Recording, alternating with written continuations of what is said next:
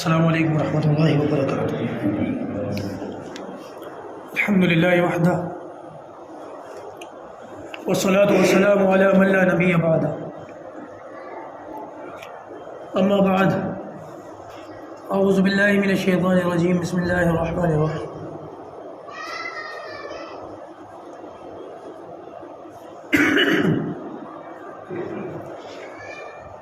آپ سب واقف ہیں گزشتہ 2-3 جمعوں سے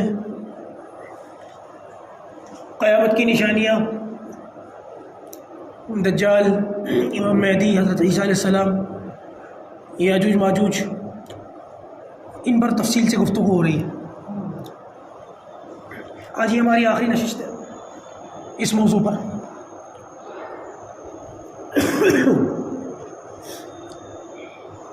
دیکھیے، اب تک کی جو گفتگو ہوئی ہے اس سے یہ بات آپ کے سامنے آ گئی اچھی طریقے سے کہ امام مہدی ظاہر ہوں گے، ان کے ہاتھ پر بیعت ہوگی، اس کے بعد پھر دجال ظاہر ہوگا۔ پہلے وہ نبوت کا دعویٰ کرے گا، پھر خدائی کا دعویٰ کرے گا، وقتی طور پر خدائی اختیارات بھی اس کو مل جائیں گے۔ دائیں آنکھ اس کی انگور کی طرح باہر نکلی ہوئی ہوگی، بائیں آنکھ سے بھینگا ہوگا، گھنگھرانے بال ہوں گے، چھوٹا قد ہوگا، لنگڑا کر چلے گا، 40 دن زمین پر رہے گا، اور پھر عیسیٰ علیہ السلام دمشق کی جامع مسجد میں صبح فجر کی نماز میں ظاہر ہوں گے، نازل ہوں گے آسمان سے، اور پھر دجال کو قتل کیا جائے گا۔ اس کے بعد پھر یاجوج ماجوج کا فتنہ ہے، وہ نکلیں گے، اور وہ تعداد میں بہت زیادہ ہوں گے یہ لوگ بھی انسان، لیکن تعداد میں زیادہ ہونے کی وجہ سے ان سے مقابلہ نہیں ہو سکے گا۔ یہ ساری بات آپ کے سامنے اب تک آ چکی ہے۔ قرآن مجید کے اندر یاجوج ماجوج کا ذکر آیا ہے، سورہ کہف کے اندر ہے۔ حضرت ذوالقرنین ایک بہت بڑی شخصیت ہے، ان کا ذکر آیا ہے کہ انہوں نے سفر کیے، اور قرآن مجید کے اندر ان کے سفر کا ذکر ہے کہ مغرب میں بھی گئے، مشرق میں بھی گئے۔ میں نے ان کے سفر کی اس میں نہیں آؤں گا میں وضاحت میں کہ انہوں نے کون سے سفر کیے، کیا کیا ہوا، کہاں گئے، کن لوگوں سے ملے۔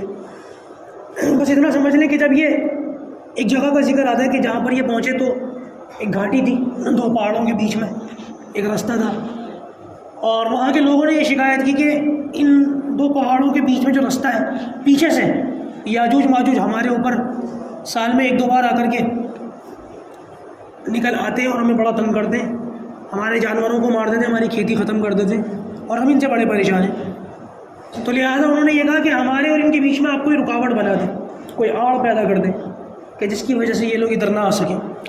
تو ذوالقرنین علیہ السلام نے پھر ان سے یہ کہا کہ میں تمہارے اور ان کے درمیان آڑ بنا دوں گا، دیوار بنا دوں گا، تم مجھے لوہے کی تختیاں لا کر کے دو۔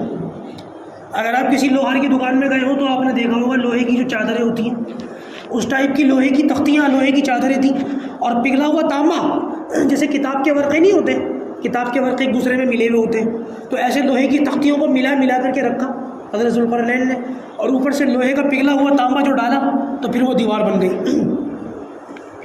اچھا بھائی، جیسے کہ میں نے گزشتہ جمعے میں بھی کہا تھا، بہت سارے لوگ عجیب عجیب قسم کے سوال پوچھتے ہیں۔ کوئی پوچھتا ہے کہ یاجوج ماجوج کون ہے، کہاں پر ہے، ان کی دیوار کہاں پر ہے؟ تو بھائی یہ بات یاد رکھیے کہ ابھی تک ان کی جو دیوار ہے بہرحال کو برآمد نہیں ہو سکی، کہاں پر ہے، کس جگہ پر ہے، اس کا بھی پتہ نہیں لگایا جا سکا۔ اب لوگ کہتے ہیں کہ سیٹلائٹ کا دور ہے، ہر چیز سیٹلائٹ کی کیمرے کے اندر آ جاتی ہے، ڈرونز کا زور ہے، ڈرون کے اندر بھی جو ہے وہ چیزیں پتہ لگ جاتی ہیں۔ تو سیٹلائٹ کے زمانے میں، ڈرون کے زمانے میں کیسا ہو سکتا ہے کہ کوئی ایسی دیوار بھی ہو اور اتنی آبادی والی ہو اور وہ ابھی تک نظروں میں نہ آئی ہو؟ تو بھائی یہ حقیقت ہے کہ ابھی تک وہ نظروں میں نہیں آئی ہے۔ اب بہت سارے لوگ جو ہے نا، کچھ باتیں حدیث کے اندر ہوتی ہیں تو وہاں تک تو چلو صحیح ہوتا ہے، حدیث میں اتنی بات بیان کی جاتی ہے تو اتنی بات بیان کرنے کے بعد پھر لوگوں کی اپنی تحقیق ہوتی ہے۔ تو ہونا تو یہ چاہیے کہ لوگ جب بیان کریں تو لوگ یہ کہیں کہ اتنی بات تو حدیث میں ہے، اس سے آگے جو بات بیان کر رہا ہوں وہ میری ہے، تو جو میری بات ہے وہ صحیح بھی ہو سکتی ہے، غلط بھی ہو سکتی ہے۔ لیکن لوگ غلطی کیا کرتے ہیں، یہ بات بیان کرتے وقت بھول جاتے ہیں کہ کہاں تک حدیث کا حوالہ ہے اور کہاں سے میری اپنی بات شروع ہو رہی ہے، کہاں سے میری اپنی تحقیق شروع ہو رہی ہے۔ یہی وجہ ہے کہ کل کو اگر آپ کی بات جو آپ کی تحقیق ہے وہ غلط بھی ہو سکتی ہے، اور اگر غلط ثابت ہو گئی تو بلا وجہ لوگوں کے اندر غلط میسج جائے گا. تو لہٰذا بہتر یہی ہے کہ جب کبھی بھی کوئی بات بیان کرو تو کہہ دو کہ بھائی اتنی بات تو حدیث میں ہے، یہ بات میری تحقیق کے مطابق. جیسے کہ آج کل بہت سارے لوگوں نے یوں کہا کہ بھائی یہ جو دیوار چین ہے، یہ دیوار چین جو ہے یہ وہی دیوار ہے جو ذوالقرنین علیہ السلام نے بنائی تھی. حالانکہ یہ وہ دیوار نہیں ہے، کیونکہ پہلے کے زمانے میں تو یہ مت چل جاتا تھا. اب دیکھا جائے تو دیوار کے اس طرف بھی آبادی ہے، اس طرف بھی آبادی ہے. دوسری بات دیکھا جائے تو اس دیوار میں سوراخ بھی بہت ہے. اور تیسری بات یہ دیکھا جائے کہ یہ دیوار جو ہے نا وہ گارے اور مٹی سے بنی ہوئی ہے. اور جس دیوار کا ذکر آیا ذوالقرنین علیہ السلام نے بنائی تھی یاجوج ماجوج کو روکنے کے لیے، وہ لوہے اور تانبے کی بنائی، تو یہ وہ دیوار نہیں ہے. بہت سارے لوگ آپ کو یہ کہتے ہوئے دکھ جائیں گے، یوٹیوب کے اوپر آپ کو بیانات بھی مل جائیں گے. وہ یہ کہیں گے کہ یہ جو برمودا تکون ہے یہاں پر دجال ہے، کیونکہ یہاں پر کوئی بھی پانی کا جہاز یا ہوائی جہاز گزر نہیں سکتا. وہاں کی میگنیٹک فیلڈ ایسی ہے اور وہاں کے زمین کی کشش ثقل ایسی ہے کہ ہر چیز وہاں پر کرش ہو کر کے نا ختم ہو جاتی ہے، ڈوب جاتی ہے. اور کچھ کہتے ہیں کہ وہاں پر ایلین اسپیس شپس UFOs بھی دیکھے گئے. تو بھائی یہ ظاہر سی بات ہے کہ الناس اعداء لما جہلوا، لوگ جس چیز کو جانتے نہیں ہیں نا اس کے دشمن ہو جاتے ہیں. تو لہٰذا آج بھی زمین کی جو کشش ثقل ہے نا آج بھی وہ کئی مقامات پر ایسی ہے کہ اللہ تبارک و تعالیٰ کا ایک نظام ہے، ضروری نہیں ہے وہاں دجالی ہو. مجھ سے ایک ساتھی کہہ رہے تھے عمرہ کر کے آئے واپس، کہنے لگے کہ مفتی صاحب عرب کے اندر آج بھی ایک وادی ہے جن کے نام سے جگہ ہے، اور وہ جگہ ایسی ہے کہ وہاں پر گاڑیاں الٹی چلتی ہیں. دیکھیے ڈھلان کی طرف جانا چاہیے، پیچھے چڑھائی کی طرف گاڑیاں اپنے آپ پیچھے چلتی ہیں. میں نے کہا اچھا چلو ٹھیک ہے. تو بعد میں کہنے لگے کہ یہاں پہ جنات دھکا لگاتے. تو میں نے کہا وہیں کیوں لگاتے، کہیں اور کیوں نہیں لگاتے؟ کوئی لاجک ہے اس بات کا؟ حالانکہ کیرل کے اندر بھی ایک جگہ ایسی ہے، مجھے ایک ساتھی بتا رہے تھے وہاں پر بھی گاڑی جو ہے وہ الٹی چلتی ہے.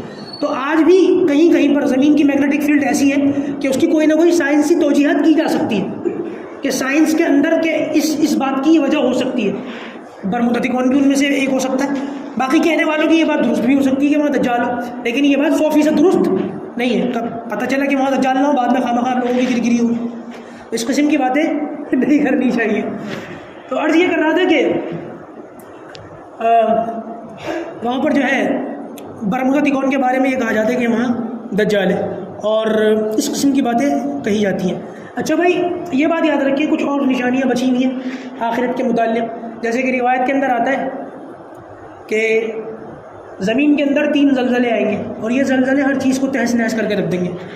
ان میں سے ایک زلزلہ جو ہے مشرق میں آئے گا، ایک مغرب میں آئے گا، اور ایک عرب کے اندر آئے گا. اسی طریقے سے دخان کا ذکر آتا ہے، دھواں، بہت زبردست دھواں زمین کے اندر ہر طرف پھیل جائے گا. اور ایسے ہی ایک آگ کا ذکر آتا ہے کہ یمن کے اندر ایک آگ بھڑکے گی، یہ میدان محشر کی طرف لوگوں کو ہاکا کر لے جائے گی. اب یہ وہ علامتیں ہیں کہ جن کے بارے میں قیامت کے بارے میں آتا ہے کہ یہ علامتیں قیامت سے پہلے پوری ہونی ہے. اور ایک بڑی زبردست نشانی یوں کہہ سکتے ہیں کہ جو ہے کائنات کی سیکنڈ لاسٹ دوسری نشانی وہ ہوگی کہ دابۃ الارض زمین سے ظاہر ہوگا.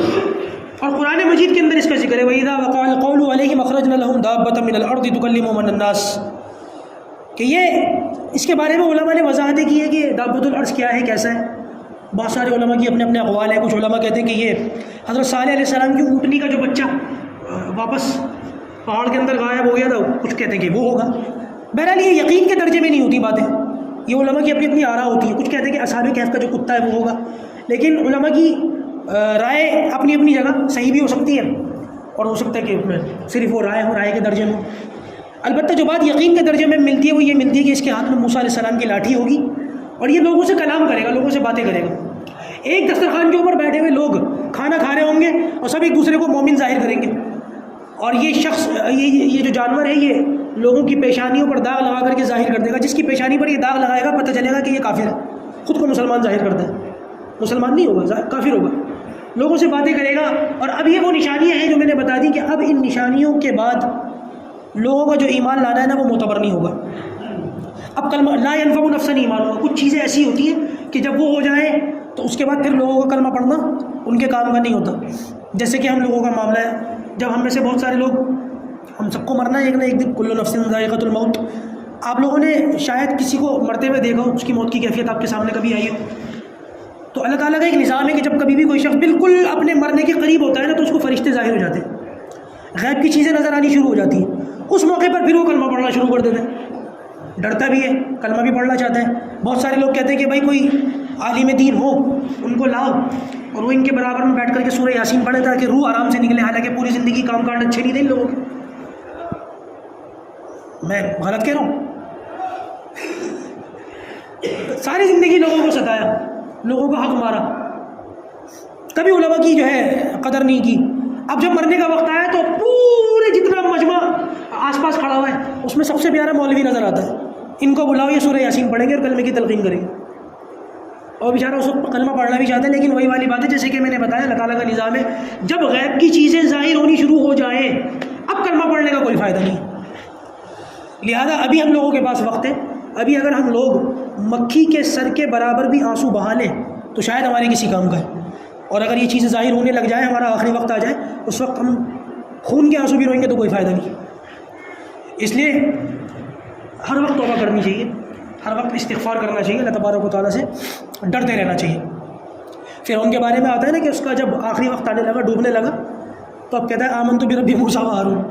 400 سال تک پریشانی، 70,000 بچے مار دیے موسیٰ علیہ السلام کے، اس میں بنی اسرائیل کے ساتھ جانوروں سے زیادہ بدتر سلوک کیا، اور جب مرنے لگا تو کہتا ہے آمنت برب موسیٰ و ہارون۔ ایسا ایمان قبول نہیں ہوتا کسی کا۔ تو خدا را یہ جو آپ لوگوں نے سوچ رکھا ہے نا، ہم میں سے بہت سارے لوگوں کی ذہنیت ہوتی ہے کہ ابھی تو زندگی چل رہی ہے، ابھی تو چلنے دو، بوڑھے ہو جائیں گے، بڑے ہو جائیں گے، اور پھر اس کے بعد جو ہے وہ توبہ استغفار کریں گے، ہر وقت مسجدوں میں بیٹھے رہیں گے۔ اور میں نے دیکھا ایسے بہت سارے لوگوں کو ساری زندگی مسجد نہیں آتے، اور جہاں سر اور داڑھی میں کچھ بال سفید آئے تو اور وقت مسجد کی کبوتری بن کر بیٹھ جاتے، مسجد میں ہی معتکف ہو جاتے ہیں، اور پھر وہی سب سے زیادہ جھگڑا کرتے ہیں۔ ادھر مسجد کے اس کی گھڑی کی بیل بجی، ادھر پیچھے دیکھنا شروع کر دیتے ہیں۔ یہ مسئلہ بتا رہا ہوں نا آپ کو، جب کبھی بھی یہ ٹائم ہوتا ہے نا اس میں جماعت کا اور اس میں آواز آتی ہے، تو میں نے یہاں کئی لوگوں کو دیکھا کہ باقاعدہ کچھ لوگ کھڑے ہو جاتے ہیں، حالانکہ میں اوپر حجرے میں سے آ رہا ہوتا ہوں، یہ میں اندر سے نکل رہا ہوتا ہوں، ابھی میں آیا بھی نہیں ہوتا، لوگ کھڑے ہوئے ہوتے ہیں، یہ کچھ لوگ پیچھے پلٹ کر دیکھ رہے ہوتے ہیں امام صاحب کا رہے ہیں۔ یہ بدتمیزی ہے، آرام سے بیٹھے رہنا چاہیے، اس طریقے سے نہیں کرنا چاہیے۔ نبی کریم صلی اللہ علیہ وسلم کے زمانے میں تو یہ گھڑیاں تھیں بھی نہیں، صحابہ کرام مسجد میں آتے تھے، بیٹھتے تھے۔ بہرحال بات دوسری طرف چلی جائے گی۔ حضرت بلال کہتے تھے کہ جیسے ہی حجرہ مبارک کا پردہ ہلتا تھا، اس وقت اقامت کہتا تھا اور اللہ کے رسول آتے تھے اور صفیں سیدھی ہو جاتی تھی۔ ہمارے یہاں تو پتہ نہیں معاملہ دوسرا ہے، یا تو وقت اتنے قیمتی ہیں کہ 1 سیکنڈ کی دیری بھی آپ لوگوں کو برداشت نہیں ہے، یا آدھا گھنٹہ پونا گھنٹہ نمازوں کے بعد فارغ ہونے کے بعد باہر کھڑے ہو کر کے بات کرتے رہے تو کوئی پرواہ بھی نہیں ہے۔ تو بھائی خدا کے واسطے مسجدوں کے اندر اس قسم کی باتیں نہ کیا کرو۔ تو عرض یہ کر رہا تھا کہ اچھا اس کے پیچھے حکمت کیا ہوگی اس جانور کے یہ جو دابۃ الارض اس کے بارے میں آتا ہے، 4 پیروں والا جانور ہو، جس میں نے کیفیت بتا دی۔ حکمت بیان کی جاتی ہے کہ لوگوں کو بتائے گا کہ قیامت آنے والی ہے، قیامت کی بھی ہے، بتائے گا کہ قیامت آ رہی ہے۔ اور اس کے پیچھے حکمت یہ ہے کہ لوگوں نے انبیاء علیہ السلام کی باتوں کو سن کر بھی جھٹلا دیا، اب تمہیں اس کی بات کو تو ماننا پڑے گا، ایک جانور کی بات کو تو ماننا پڑے گا۔ حالانکہ آج سائنس کا دور ہے، ترقی کا دور ہے، آج لوگوں کے سامنے یہ کوئی جانور نکلے گا اور لوگوں سے باتیں کرے گا تو یہ باتیں سن کر لوگوں کو ہنسی آتی ہے۔ یہ تو اللہ کا شکر ہے کہ اللہ تعالیٰ نے اس کا ذکر قرآن میں کر دیا، ورنہ اس کا بھی انکار کر دیتے۔ آج کل جدیدیت کا دور ہے، جدیدیت کے نام پر لوگوں نے بہت ساری باتوں کا انکار کرنا شروع کر دیا۔ تو اگر اس کا ذکر شاید قرآن میں نہ ہوتا تو لوگ کہتے ہیں یہ بھی کچھ نہیں ہے، انکار کر دیتے۔ کرم خود حقا کہ اس کا ذکر قرآن میں۔ اس کے بعد ذکر آتا ہے کہ بیت اللہ کو ڈھا دیا جائے گا، بیت اللہ کو توڑ دیا جائے گا، اور اس کی وضاحت میں گزشتہ جمعوں میں اچھی طریقے سے کر چکا ہوں کہ بیت اللہ کو کیسے توڑا جائے گا، اس کو کیسے ڈھایا جائے گا۔ روایت کے اندر آتا ہے کہ بس ایک آخری موقع جو ہوگا وہ ایک ہوا چلے گی قیامت سے پہلے، اور یہ ہوا ایسی چلے گی کہ ہر ایمان والے کو لگے گی اور ہر ایمان والا ہلاک ہو جائے گا، مر جائے گا۔ یہاں تک کہ اگر کوئی مسلمان، کوئی ایمان والا کسی پہاڑ کے غار کے اندر بھی اندر سے اندر چھپا ہوا ہوگا تو وہاں پر بھی جا کر کے یہ ہوا اس کو لگے گی اور وہ بھی انتقال کر جائے گا۔ اب اس زمین کے اوپر صرف بدترین لوگ بچیں گے جن کے اوپر قیامت قائم ہوگی، اور اب یہ وہ وقت ہے کہ جب سورج مغرب سے نکلے گا، اور جیسے کہ میں نے بتایا اب یہ وہ وقت آ چکا ہے کہ کسی کا بھی کلمہ پڑھنا اس کے کام کا نہیں ہے۔ تو یہ چند علامتیں تھیں جو میں نے بتائی ہیں، اور یہ باتیں میں نے اس لیے نہیں بتائی کہ تاکہ آپ لوگ ان باتوں سے چسکے لینا شروع کر دیں یا ٹائم پاس کرنا شروع کر دیں۔ سب سے پہلی علامت میں نے بتائی تھی، قیامت کی نشانیوں میں سے میں نے بتایا تھا کہ نبی کریم صلی اللہ علیہ وسلم نے ارشاد فرمایا تھا کہ حلال حرام کی تمیز ختم ہو جائے گی۔ یہ ختم ہو رہی ہے یا نہیں؟ ہماری کیا تیاری ہے اس پر؟ جو حلال حرام کی تمیز ختم ہو گئی، کیا تیاری ہے ہماری اس پر؟ بظاہر بہت سارے لوگ بازاروں کے اندر بیٹھے ہوئے تجارت کرتے ہوئے نظر آ رہے ہوتے ہیں، لگتا ہے حلال کما رہے ہیں، لیکن حقیقت میں وہ ایسا کیا بولتے ہیں اس کو، جیسے کہ میں نے بتایا تھا کہ آج کل کے دور میں بے ایمانی کرنا چالاکی بن چکا ہے. وہ ایسی ہوشیاری مارتا ہے کہ وہ اس کا رزق سارا حرام ہو جاتا ہے. لوگوں کو لگتا ہے حلال کر رہا ہے، لیکن کیا کرتا ہے وہ آپ کے پاس آیا. اب میں کسی کی مثال نہیں دینا چاہتا، خواہ مخواہ کوئی ناراض ہو جائے. مثال کے طور پر اب کوئی پنکھا ٹھیک کرتا ہے، کوئی موبائل ٹھیک کرتا ہے، کوئی موٹر ٹھیک کرتا ہے، آیا آپ کے پاس اور موبائل آ گیا آپ کے پاس اور 100 روپے کا کام تھا. آپ نے کہا بھائی آپ کی تو ڈسپلے خراب ہے، 1800 روپے لگیں گے، حالانکہ صرف 100 روپے کا کام تھا. یہ جھوٹ ہے یا نہیں؟ آپ سمجھ رہے ہیں کہ آپ حلال، الحمدللہ میں حلال کماتا ہوں، شرم نہیں آتی یہ بات کہتے ہوں. تو اس پر ہماری تیاری کیا ہے؟ حلال حرام ختم ہو جائے گا. اور ایک مثال میں نے اور بتائی تھی کہ علم اٹھا لیا جائے گا. علم اٹھانے کی کیا شکل ہے؟ علم ایسے نہیں اٹھے گا کہ یعنی کہ علماء چلے جائیں گے، یعنی کہ علماء ختم ہونے شروع ہو جائیں گے، علماء کا انتقال ہو جائے گا، حفاظ کرام کا انتقال ہو جائے گا. اس پر ہماری کیا تیاری ہے؟ علماء کے متعلق علماء سے ہمارا کیا تعلق ہے؟ علماء سے تعلق کی ہماری نوعیت کیا ہے؟ دیکھیے، العلماء ورثۃ الانبیاء، یہ الفاظ آپ کہتے نہیں کہتے کہ علماء نبیوں کے وارث ہیں؟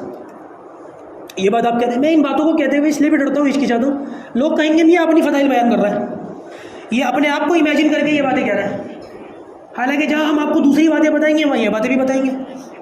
اب ساری باتیں دینی اعتبار سے میں بتاؤں، علماء کے فضائل میں نہ بتاؤں تو عیسیٰ علیہ السلام تو نازل نہیں ہوں گے نا آپ لوگوں کو یہاں بیٹھ کر علماء کے فضائل بیان کرنے کے لیے. یہ بھی ہمیں بتانا پڑے گا، تو یہ بھی ہماری مجبوری. تو خدا نہ یہ نہ سوچا کرے کہ اپنے آپ کو کہہ رہا ہے. میں اپنے آپ کو آپ لوگوں میں شامل کر کے، انکلوڈ کر کے علماء کے متعلق بات کرتا ہوں. ایک محنت پیغمبروں کی ہوتی ہے، ایک محنت شیطان کی ہوتی ہے. جس وقت پیغمبر کام کرتے ہیں اس وقت شیطان بھی کام کرتا ہے. پیغمبروں کی محنت کے نتیجے میں، دعوت کے نتیجے میں بہت سے لوگ ان کی دعوت پر لبیک کہتے ہیں، اپنے ایمان کو بچا لیتے ہیں، ہمیشہ کی کامیابیاں مل جاتی. اور کچھ بد نصیب وہ لوگ ہوتے ہیں جو شیطان کے جھانسے میں آ جاتے ہیں اور ہمیشہ کی گمراہی ان کے گلے میں توق بنا کر کے ڈال دی جاتی ہے. جب پیغمبر محنت کرتے ہیں نا تو پیغمبروں پر الزامات بھی لگتے ہیں. بھرے مجمع میں ایک عورت نے موسیٰ علیہ السلام پر الزام لگا دیا کہ میرے پیٹ میں جو بچہ ہے وہ موسیٰ علیہ السلام ہے. اس قسم کے الزامات لگتے ہیں پیغمبروں کے اوپر. صرف پیغمبر پر نہیں، پیغمبر کی بیویوں پر بھی الزام لگتے ہیں. نبی کریم صلی اللہ علیہ وسلم کی سب سے چہیتی بیوی حضرت عائشہ، اماں عائشہ صدیقہ رضی اللہ تعالیٰ عنہ، ان پر الزام لگا نہیں لگا؟ کبھی کبھی تو بڑے عجیب عجیب الزام لگتے ہیں نبیوں کے اوپر. یہ شاعر ہے، یہ کاہن ہے، یہ دیوانہ ہے. یہ الزامات آپ نے قرآن میں پڑھے نہیں پڑھے؟ وما ہوا بقول شاعر ولا بقول کاہن. کبھی آپ صلی اللہ علیہ وسلم کو شاعر کہا گیا. اور کبھی کبھی اتنے واہیات الزام لگتے ہیں کہ جن کا سر نہ پھیریے تو گدی کا بھوکا ہے، یہ تو کوئی مقام چاہتا ہے، اس کو تو سیٹ چاہیے. یہ الزامات نبیوں پر لگتے ہیں یا نہیں لگتے؟ کبھی کبھی بولا تو کرو، مجھے پتہ تو لگے کہ مجمع سو نہیں رہا، جاگ رہا ہے. تو جب کوئی شخص نبیوں والا کام کرے گا، اچھا یہاں منبر رسول پر بیٹھ کر لوگوں کو دین کی طرف بلانا، یہ کون سا کام ہے؟ یہ نبیوں والا کام تو ہے یا نہیں؟ نہیں بولتے آپ لوگ. تو یہ نبیوں والا کام ہے یا نہیں؟ تو آپ میں سے بہت سارے لوگ ایسے ہیں جو خاندان کے اعتبار سے، حسب نسب کے اعتبار سے، شکل صورت کے اعتبار سے شاید مجھ سے بہتر ہے، لیکن یہاں اللہ نے کس کو بٹھایا؟ کسے بٹھایا؟ مجھے بٹھایا. میں اپنا کمال نہیں کہتا اس کو، شاید اللہ تعالیٰ کو کوئی بات پسند آ گئی کہ اللہ تعالیٰ نے یہاں بٹھا دیا. تو جب یہاں بیٹھ کر نبی کریم صلی اللہ علیہ وسلم والا کام ہم کریں گے تو وہ الزامات جو انبیاء پر لگے وہ ہم پر لگیں گے نہیں لگیں گے؟ سمجھ آ رہی ہے میں کیا سمجھانا چاہ رہا ہوں؟ اللہ کا شکر ہے، تاکہ آگے کی بات کرنا مجھے آسان ہو جائے. تو جب انبیاء کرام لوگوں میں دین کا کام کرتے ہیں تو انبیاء کرام پر الزامات لگتے ہیں. اسی طریقے سے جب علماء کرام انبیاء کرام کے نقش قدم پر چلتے ہیں اور جب وہ دین کا کام کرتے ہیں تو ان پر بھی وہی الزامات لگتے ہیں جو انبیاء کرام پر لگے تھے. میں کس طرح سے آپ کو یہ باتیں سمجھاؤں؟ اللہ تبارک و تعالیٰ ہمارے ایمان کی حفاظت فرمائے. جہاں ذرا سی علماء کے متعلق کوئی بات آ جائے، تحقیق بھی نہیں کرتے، مان کے بیٹھ جاتے ہیں، ہاں تم صحیح کہہ رہے ہو. اگر کسی کے متعلق کوئی بات آئی ہے تو کم سے کم پوچھ لیا کرو. ہم پوچھیں گے تو یہ قائل کر لیں گے کیا بات ہے، پوچھنا ہی نہیں معلوم ہی نہیں کرنا، تحقیق ہی نہیں کرنی، تصدیق ہی نہیں کرنی کہ کوئی بات ہے بھی یا نہیں. ہم پوچھیں گے تو یہ قائل کر لیں گے، پوچھنا ہی نہیں، چلو بھائی ہو گیا کام. تو یہی کا یہی معاملہ علماء کے ساتھ بھی ہوتا ہے، اس قسم کے الزامات لگ جاتے ہیں. اور میرے استاد اب تو انتقال کر گئے، وہ کہتے تھے اس بات کو کہ دیکھو یہ بات یاد رکھنا، جب نبیوں والا کام کرو اور نبیوں والے الزام نہ لگے تو سمجھ لینا اللہ تعالیٰ کے یہاں تمہارا کام قبول نہیں ہے.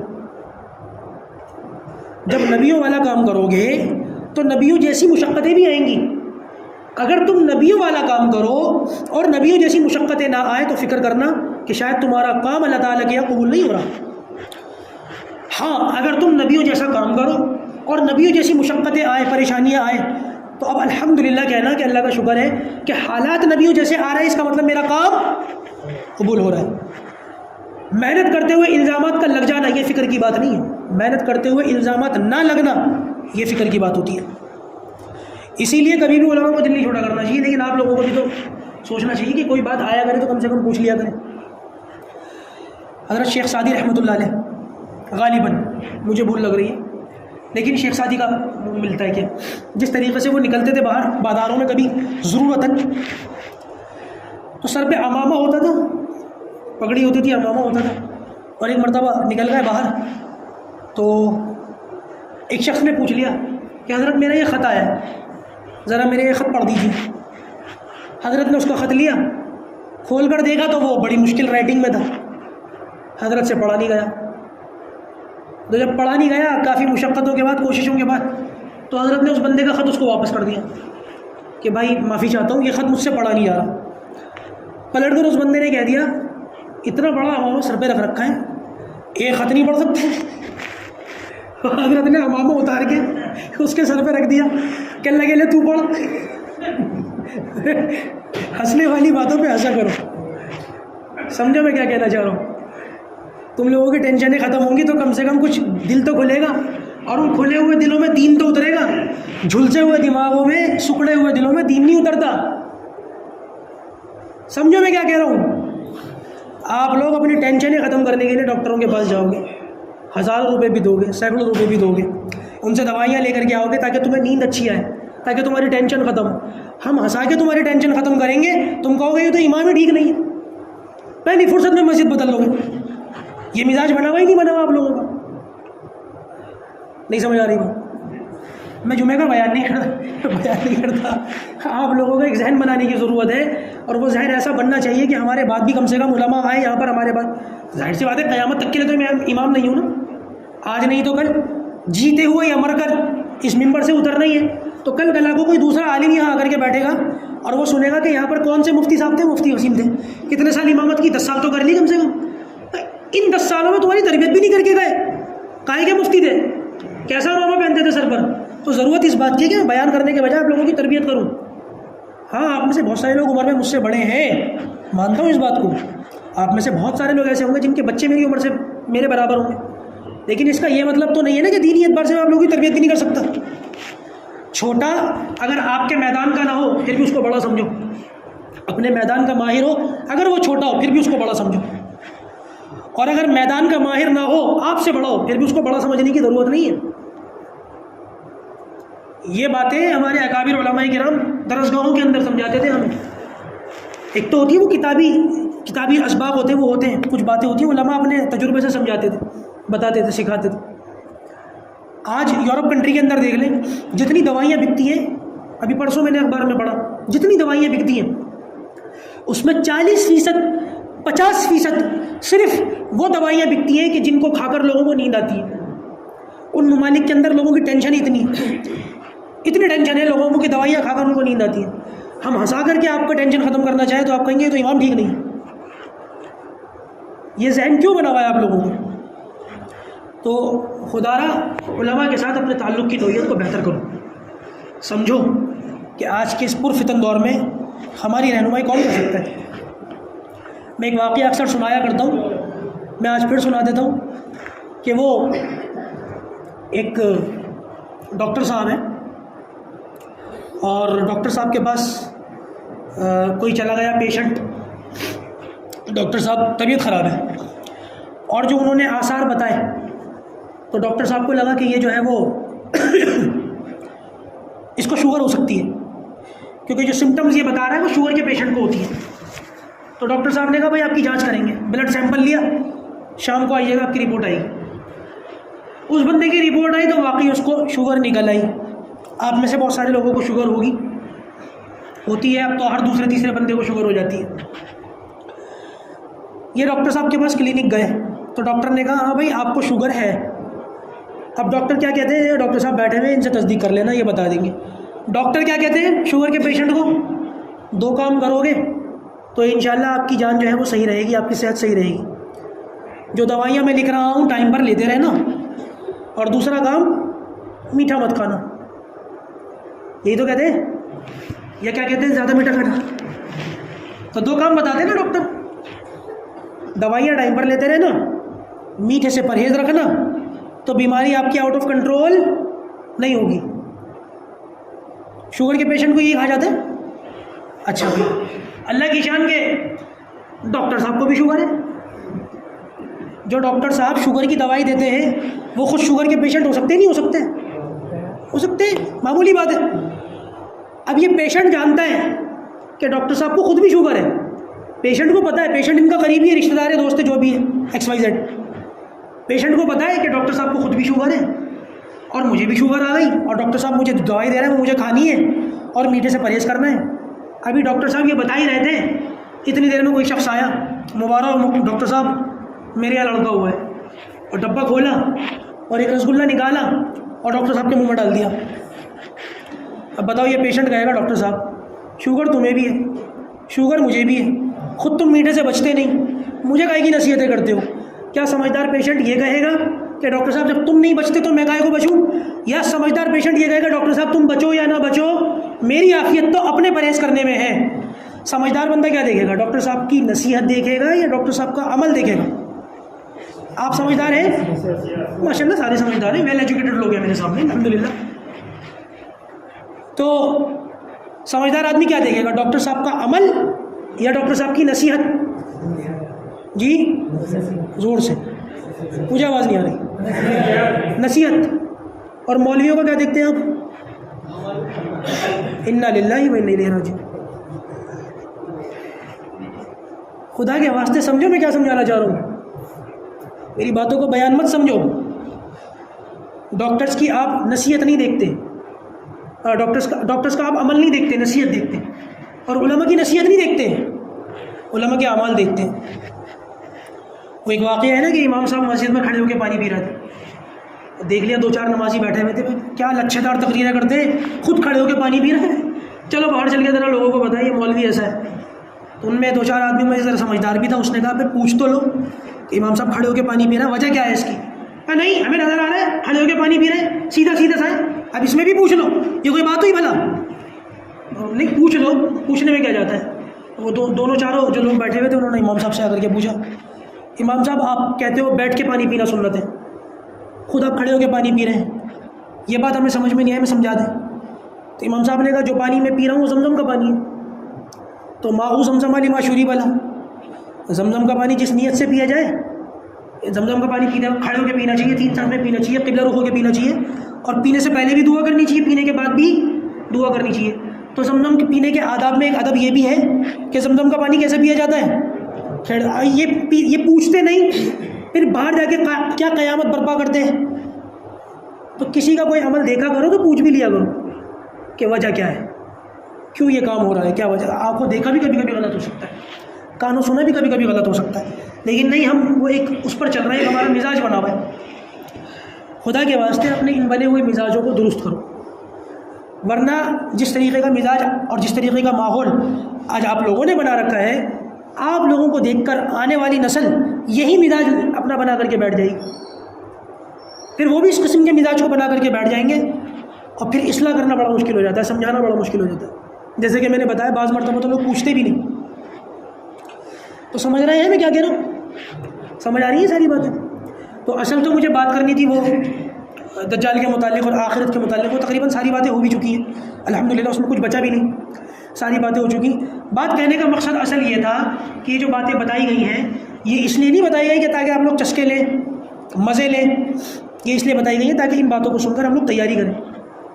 شاہ حکیم اختر بہت بڑے عالم گزرے, شاہ حکیم اختر, ان کے بارے میں آتا ہے کہ وہ ایک مرتبہ انہوں نے ممبر پر بیٹھ کر لوگوں سے کہہ دیا, اے لوگوں, گناہوں سے بچو, بری باتوں سے بچو, امر بالمعروف کرتے رہو, نہی عن المنکر کرتے رہو, اور ایک جملہ انہوں نے کہہ دیا کہ لوگوں ایک دوسرے کی شلواریں مت پھاڑا کرو.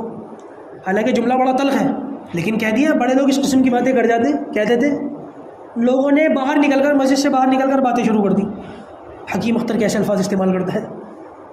اگلے جمعے میں شاہ صاحب نے کہہ دیا کہ تم لوگ ایک دوسرے کی شلواریں پھاڑتے ہو, تمہیں شرم نہیں آتی. میں کہتا ہوں تو کہتے ہو حکیم اختر کیسی باتیں کرتا ہے. ظالموں, تمہیں پھاڑتے ہوئے شرم نہیں آتی. میں کہتا ہوں تو کہتے ہو کیسی باتیں کرتا ہے. تو خدارہ اللہ کے واسطے اپنے آپس میں بھی معاملہ ٹھیک کرو اور علماء کے ساتھ بھی اپنے رویوں کو درست کرو تاکہ ان فتنوں کے دور میں ہم لوگ آسانی کے ساتھ اپنے ایمان کی حفاظت کر سکیں. اللہ تبارک و تعالیٰ ان باتوں کو سمجھنے کی ہمیں توفیق عطا فرمائے. وآخر دعوانا الحمدللہ رب العالمین. سنتیں پڑھیں.